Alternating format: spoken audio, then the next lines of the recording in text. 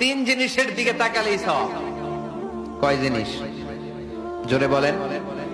এক নাম্বার আন-নাযার ইলাল মুসহাফ, কোরআনের দিকে তাকালেই সওয়াব, পড়া লাগবে না, পড়লে তো সওয়াব আছে, তাকানো মাত্রই। দুই নাম্বার আন-নাযার ইলা ওয়াজহিল ওয়ালিদাইন, মা বাবার চেহারা,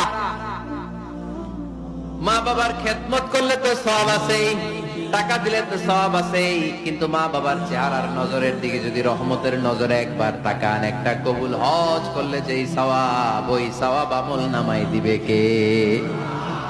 মা বাবা এমন জিনিস আমরা চিনলাম না।